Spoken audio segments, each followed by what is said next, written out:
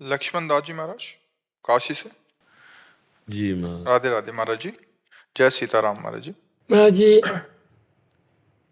मैं राम मंत्र का अनवर जाप कर रहा था, अखंड जाप कर रहा था। उनका मैं कहीं पढ़ा था कि वो राम मंत्र अखंड से जाप करने से वो राम स्वरूपी हो जाते हैं। ऐसे मेरा भावना बैठ गया था। मैं अनवर जाप करता था और चिंतन भी मेरा हमेशा होता रहता है, यहाँ तक कि मैं अपने आप को समझता था कि राम स्वरूप ही हो गया। मैं भोजन में करता था तो मैं राम जी के मुख में ही डाल रहा हूँ। मैं सेवा भी कर रहा हूँ अपने दरबार, तो राम जी के दरबार हूँ। ऐसे में अपना भावना हो गया था। कई अलौकिक घटना होती रहती थी, लेकिन किन्हीं कारणवश रुक गया महाराज जी। तो मैं उत्तरकाशी में भगवान दास जी थे, तो उनसे एक बार मिले थे, तो उन्होंने कहा कि एक संत ही ऐसा आपको कृपा कर सकते हो जाएगा। तो किन्हीं कारणों ऐसा मुझे नहीं है, अभ्यास करते रहिए आप, कोई ऐसा संत आपको कृपा करें तो पुनः हो जाएगा ऐसा। तो परेशानी क्या है? ये कह रहे हैं फिर से वैसी स्थिति कैसे आए? वो जो आता तो चले जो अलौकिकता थी वो बंद हो गया। वो कोशिश करता हूँ। कोई वैष्णव का अपराध बना है क्या? किसी साधु के प्रति हे भाव आ गया क्या? किसी वैष्णव के दोष दर्शन कर लिए, किसी वैष्णव की निंदा कर ली, ऐसा कुछ हो गया? क्योंकि और किसी कारण से नहीं रुकेगा, या धर्म भ्रष्ट आचरण हो जाना या वैष्णव अपराध बन जाना। इसके अलावा भोजन आदि में इतनी ताकत नहीं है कि भोजन अपवित्र होते ही रुक जाए, ऐसा नहीं है। भोजन तो घंटा 2 घंटा विक्षेप डाल सकता है, अनवरत नहीं। उसके लिए आप देखो कोई अहम जनित ऐसी क्रिया तो नहीं हो गई शास्त्र विरुद्ध, किसी वैष्णव के प्रति अपराध तो नहीं बन गया। थोड़ा सा भी अगर वैष्णव के प्रति हे भाव आएगा तो रुक जाएगा। पक्की बात है, खुद अनुभव की बातें हैं। अगर किसी संत वैष्णव के प्रति थोड़ा भी आपने विचार किया, जरा भी किसी के प्रति दोष भाव आ जाएगा तो फिर ये रुक जाएगा। ऐसा अपने राम के नज़र में ऐसा कोई नहीं है, परंतु हो सकता है नहीं, इसको खोजना पड़ेगा और मन से उन वैष्णव से क्षमा मांगनी पड़ेगी। तो आप ऐसा करो, हम जो वचन बोल रहे हैं उनको बोलना। हे विश्व के व्यक्त अव्यक्त संत जनों, हमारे द्वारा जाने अनजाने में शारीरिक, मानसिक, वाचिक जो भी अपराध बन गया हो वो क्षमा करो। हे विश्व के व्यक्त अव्यक्त संत जनों, हमारे जाने अनजाने में जो भी अपराध बन गया हो क्षमा करो। प्रभु, हमारे इष्ट के भजन में जो बाधा पड़ी है उसे दूर कर दो, या हमें प्रायश्चित बता दो कि हम उसका प्रायश्चित क्या करें। करुणा करो, हमारा भजन पुनः चल जाए। ऐसा एकांत में आप समस्त संतों को प्रणाम करके ऐसा करना, और जिसकी छवि आ जाए, झांकी आ जाए और ध्यान आवे कि हमने इसको ये कहा, तो तुरंत अगर वो विराजमान हो तो उनके पास जाके क्षमा मांग लो, नहीं तो मन से क्षमा मांग लो, फिर भजन चलने लगेगा। अन्यथा ऐसे नहीं रुकता है, ऐसे नहीं, वैष्णव अपराध बन जाता है और बड़ा सूक्ष्म होता है वैष्णव अपराध। तो ये जो आपकी स्थिति है, ये कोई खान पान से या ऐसे साधारण से नहीं, कोई वैष्णव अपराध बन गया। जैसे हरिराम व्यास जी महाराज थे ना, तो उन्होंने कहा कि व्यास जी तो निर्गुणिया संत हैं, वृंदावन के नित्य विहार रस का, तो भजन बंद हो गया, लीला बंद हो गई हरिराम व्यास जी की। तो उन्होंने अपने गुरुदेव हरिवंश महाप्रभु से कहा, तो हरिवंश महाप्रभु ने कहा प्रभु के किसी निज जन का अपराध बन गया, इसीलिए लीला बंद हो गई। अब उन्होंने कहा प्रभु, अपराध तो हम किसी से मिलते नहीं, करते नहीं। जब ध्यान आया तो उन्होंने कहा प्रभु, बात बात में ऐसा कह दिया, बोले हाँ अपराध बन गया। जाओ यमुना किनारे एकांत बैठकर रो और कबीरदास जी से प्रार्थना। तो जब प्रार्थना की तो यमुना की धारा से कबीरदास जी प्रकट हो गए, और फिर उन्होंने जब क्षमा किया तब लीला चली। तो इस पर देख लीजिए और प्रभु से प्रार्थना कीजिए, हमें विश्वास है जरूर कृपा करेंगे। भगवान करुणा में, और उनसे भी ज़्यादा करुणा में भक्तजन है।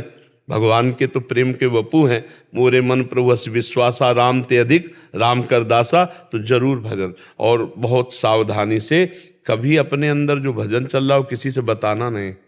यहाँ तो परिस्थितिवश बताया है, कभी बताना नहीं। अपने को सबसे छोटा समझना, अपने भजन को गुप्त रखना, अपने अनुभवों को गुप्त रखना, तब आगे चल पाओगे। और अगर अपने अनुभव बता दोगे तो भी रुक जाएगा, किसी संत को अपना अनुभव बता दोगे तो भी रुक जाएगा। बिना गुरु के पूछे किसी से नहीं कहना, बस चुपचाप अपने में लगे रहो। ये भागवती की स्थिति है जो आप बता रहे थे, ये भागवती की स्थिति, ये लुप्त हो जाएगी। अभी परिपक्व नहीं हुई, ये अभी प्रारंभ हुई थी, अभी सिद्ध नहीं हुई। जब सिद्ध हो जाती है फिर कोई तो अभी बहुत सावधानी से चलते रहिएगा। बहुत अच्छी स्थिति है ये, बहुत उत्तम स्थिति। बस इसे छुपाए रखना, बताना नहीं किसी से। अहंकार कहेगा कि बताओ, अगर बताया तो रुक जाएगी, फिर ये सावधानी रखनी है। तो वैष्णवजनों से क्षमा मांग करके और पुनः प्रयास करोगे तो ये चल पड़ेगी, और इसे गुप्त रखना, ठीक है। ये भगवान दास जी जो उत्तरकाशी बताए थे कि हमारी भी स्थिति ऐसे हो गई थी, अपने अब बता रहे थे। तो एक ओंकार दास जी जो संत थे, हाँ, सीताराम ओंकार नाथ, उनके पास मैं गया तो मैं अपना कहा तो उन्होंने सर पे हाथ रखा, तो पुनः हमारी स्थिति ऐसे आ गई। तो ऐसे मुझे ये किसने दिखाई दे, ऐसा नहीं उपलब्ध मैं दिख रहा हूँ। लेकिन आप अभ्यास करते रहिए, कोई संत की कृपा को मोती संत कर लेखा, तो कहीं न कहीं ऐसा कृपा हो जाए तो हो जाए पुनः स्थितियाँ। और हाथ रखने की जरूरत नहीं, जो हमने आपको बताया ना, आप इसे करिएगा तो संत कोई भी निमित्त बना सकते, हाथ रख सकते, पैर रख सकते, वाणी से कह सकते, वचन। आप चुपचाप करिएगा और भगवान से प्रार्थना कीजिएगा।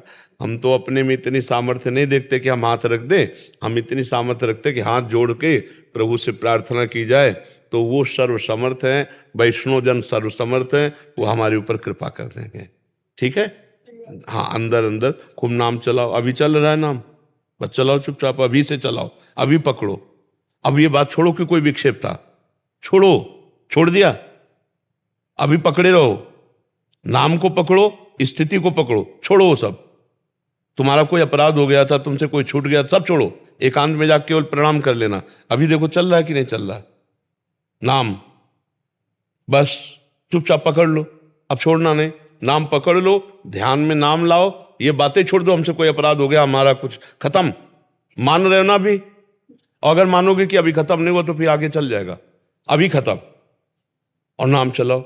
अरे आप भगवान के स्वरूप, भगवान के दास हो। अब बस शांत वैष्णव जनों से प्रार्थना करके एकदम प्रसन्न हो जाओ, कोई स्थिति नहीं बिगड़ी, बिल्कुल ठीक है। अब शांत एकदम, अंदर ही अंदर भगवान से रो, भगवान से प्रार्थना करो। ये तो एकांत का विषय है, कोई जान ना पावे, गंभीर, बहुत कृपा है आप पे, ये बहुत अच्छी स्थिति है। चुपचाप चलो, चुपचाप चलो शांति से। आप किसी से मत बताना, किसी संत से भी मत बताना कि आपकी स्थिति क्या है। अगर विक्षेप पड़ रहा है तो प्रभु से प्रार्थना करो, नाम जोड़ो, नाम कीर्तन करो, नाम जप करो, इसी से सब संभल जाएगा, ठीक है। महाराज जी, इसका समाधान भी अभी किसी से नहीं ले? नहीं, अब कोई समाधान आप किसी से पूछने की जरूरत नहीं, तो विश्वास नहीं, फिर अपराध, फिर ये भी अपराध तो बनेगा। यहाँ आकर के प्रश्न किया, उसका समाधान होने पर भी फिर भी अभी समाधान नहीं। अब हम कह रहे हैं नाम कीर्तन करो, नाम जप करो, इसके बाद एकांत में समस्त वैष्णवों से प्रार्थना करो, जाने अनजाने में जो भी अपराध बन गया क्षमा करो, पक्का। अब मान ले, विश्वास हो जाए तो इसी से हो जाए। उनको पता था सीताराम ओंकार नाथ जी सिद्ध पुरुष हैं, वो हमारे विक्षेप को दूर कर देंगे, तो उनका विश्वास काम किया ना, तो विश्वास काम, अगर विश्वास की, अब तो मेरे विक्षेप दूर हो गया, मेरा अपराध, मैं मुक्त हो गया, क्योंकि यहाँ कह दिया गया। मन से तो हम कह ही रहे हैं जो कुछ कर रहे हैं, इसके बाद चुपचाप चलो, नाम में चलो, ठीक है। आप देखो कोई विक्षेप नहीं, कहाँ विक्षेप है इस समय, बताओ क्या विक्षेप है, तो बस इसी को पकड़े रहो, कोई विक्षेप नहीं। अब किसी से ना विक्षेप की बात करना, ना निवारण की बात करना, ठीक, शांत प्रसन्न, ये भगवान की कृपा प्रसाद से होता है। चुपचाप चलो, हम सब उन्हीं के छत्र के नीचे हैं। हाँ, हम सब उन्हीं के छत्र